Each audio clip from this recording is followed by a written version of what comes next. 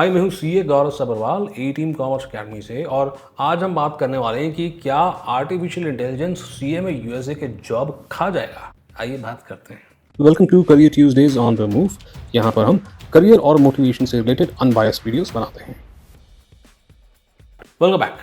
अब ये जो वीडियो है ये आपको डराने के लिए नहीं बनाई गई है, ये आपको आइडिया देने के लिए बनाई गई है, आपको क्लैरिटी देने के लिए बनाई गई है, आपको हिम्मत यानी कि करेज देने के लिए, और आप अपनी करियर की स्ट्रैटेजी ठीक से बना सकें उस पर्पस के लिए वीडियो बनाई गई है। तो हम क्या करेंगे, हम आर्टिफिशियल इंटेलिजेंस को कंपेयर करेंगे सीएमए यूएसए के सिलेबस से और ये समझेंगे कि कौन कौन सी चीज़ों के अंदर आर्टिफिशियल इंटेलिजेंस जो है इम्पैक्ट कर सकता है और कौन सी ऐसी चीज़ें हैं जिसके अंदर सीएमए यूएसए की एज हो सकती है over artificial intelligence. And then we are going to conclude. तो इसका मतलब शुरुआत आपको थोड़ा सा डरा कर ही करूंगा मैं। तो आइए जानते हैं कि आर्टिफिशियल इंटेलिजेंस क्या कर सकता है, कैसे अफेक्ट कर सकता है सीएमए यूएसए के अंदर जो भी आप पढ़ रहे हैं उस चीज़ को।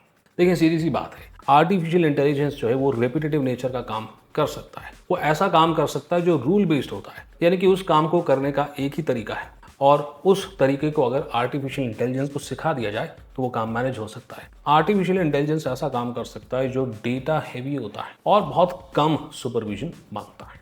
आपको दो बड़े आसान से और प्रैक्टिकल एग्जांपल्स देता हूं समझने के लिए इस बात को। देखिए, ऐसा है, अगर बेसिक अकाउंटिंग और फाइनेंशियल स्टेटमेंट एनालिसिस का जो काम है, जो हम सीएमए यूएसए के सिलेबस के अंदर पार्ट 1 सेक्शन ए और पार्ट 2 सेक्शन ए के अंदर पढ़ाते हैं, इन्हीं से हमको जॉब प्रोफाइल्स देखने के लिए मिलती हैं, AR AP या R2R जैसी प्रोफाइल्स, जहां पर ये नॉलेज का इस्तेमाल किया जा सकता है। सो आर्टिफिशियल इंटेलिजेंस जो है वो इन जॉब्स के लिए काफ़ी बड़ा खतरा है और जो लोग इस प्रोफाइल के अंदर काम कर रहे हैं उन्हें पता होगा कि ऑलरेडी काफ़ी काम ऑटोमेट हो चुका है और आने वाले 2 से 3 सालों के अंदर बचा हुआ काम भी इन प्रोफाइल्स का ऑटोमेट हो जाएगा, क्योंकि यहाँ पर बेसिक अकाउंटिंग का इस्तेमाल होता है, बेसिक फाइनेंशियल स्टेटमेंट एनालिसिस का इस्तेमाल होता है। एक एग्जांपल और देता हूँ, कंपनीज के अंदर फोरकास्टिंग करी जाती है भी आने वाले समय में कितनी सेल हो सकती है, कितना प्रोडक्शन हमको करना पड़ेगा, कितनी डिमांड हो सकती है। साथ ही साथ में वेरिएंस एनालिसिस किया जाता है चेक करने के लिए कि हमने जो प्लानिंग करी है हमारी एक्चुअल परफॉर्मेंस उसके मुकाबले कैसी है। अब इस केस के अंदर हम सीएमए यूएसए का जो सिलेबस है उसके पार्ट 1 के अंदर सेक्शन बी, सी और डी के अंदर इसकी पढ़ाई करते हैं और ये जो नॉलेज है रियल लाइफ के अंदर financial planning and analysis roles के अंदर इस्तेमाल करी जाती है। तो ये जो फाइनेंशियल प्लानिंग एंड एनालिसिस का शुरुआती साल होते हैं, जब पहली बार यहाँ पर आप जॉब करते हैं, तो आप यहाँ पर बहुत basic version of variance analysis कर रहे होते हैं और बहुत बेसिक सी इंटरप्रिटेशंस आपको यहाँ पर आती है, बिकॉज आपका एक्सपीरियंस लिमिटेड होता है। नॉलेज तो होती है, एक्सपीरियंस लिमिटेड होते हैं और स्किल्स आपको अभी डेवलप करने बाकी होते हैं। तो ये जो बेसिक नेचर का काम है इसको एआई जो है काफी हद तक ऑटोमेट कर सकता है, बेसिक वेरिएंस एनालिसिस और बेसिक इंटरप्रिटेशन को। तो आपको ये ध्यान देना है कि आप सीएमए यूएसए पढ़ के निकलें तो जितनी जल्दी हो सके अपने करियर के अंदर ग्रो करना, पूरी मेहनत करके, क्योंकि अगर आप ज़्यादा देर तक इस बेसिक वेरिएंस एनालिसिस और बेसिक इंटरप्रिटेशन में अटके रहते हैं तो एआई का खतरा आपको है। चलो, अब तो हो गया डराना, अब थोड़ा सा बहला लेते हैं दिल को। एआई क्या नहीं कर सकता है, आइए उसके बारे में बात करते हैं। 4 बड़े आसान से एग्जाम्पल दूंगा मैं सीएमए यूएसए के सिलेबस को कंपेयर करते हुए।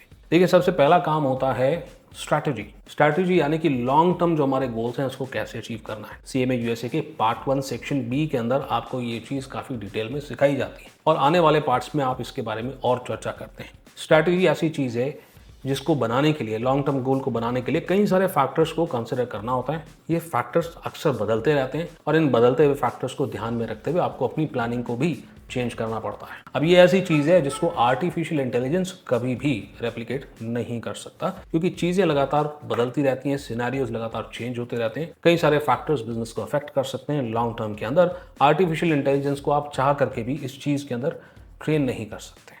बड़ी कंपनियां जो आर्टिफिशियल इंटेलिजेंस को भले ही अफोर्ड कर सकते हैं, स्ट्रैटेजी के लिए वो कभी भी आर्टिफिशियल इंटेलिजेंस के ऊपर न रिलाई करते हैं, ना आज से 10 साल बाद कभी रिलाई करेंगे। और 10 साल के बाद क्या होगा ये मुझे नहीं पता, but in very near future 5 साल 10 साल की हम बात करें तो आर्टिफिशियल इंटेलिजेंस बिल्कुल भी स्ट्रैटेजी को टच नहीं कर सकता। यहाँ पे सीएमए यूएसए की जरूरत पड़ती है। दूसरी बात आती है एथिक्स और कॉर्पोरेट गवर्नेंस की। एथिक्स ऐसी चीज़ है जो आपको सीएमए यूएसए के पार्ट 2 सेक्शन F के अंदर पढ़ाई जाती है, और वैसे ही कॉर्पोरेट गवर्नेंस जो है उसके बारे में भी चर्चा होती है पार्ट 1 के अंदर। अब इन दोनों ही सिनेरियोज के अंदर ह्यूमन जजमेंट लगती है, प्रोफेशनल जजमेंट लगती है, जिसके लिए आपको एक्सपीरियंस चाहिए होता है, नॉलेज चाहिए होता है, स्किल चाहिए होता है, और थोड़ी सी हिम्मत भी चाहिए होती है ऐसे डिसीजंस ऐसे सिनेरियोज में लेने के लिए जो आपने आज तक कभी देखे नहीं है। लेकिन आप रिसर्च भी करेंगे ना तो आपको पता चलेगा कि आर्टिफिशियल इंटेलिजेंस को फर्क पता नहीं चलता है एफिशिएंसी के बीच में और एथिक्स के बीच में। एफिशिएंसी के लिए आर्टिफिशियल इंटेलिजेंस जो है एथिक्स को भी किनारे कर सकता है।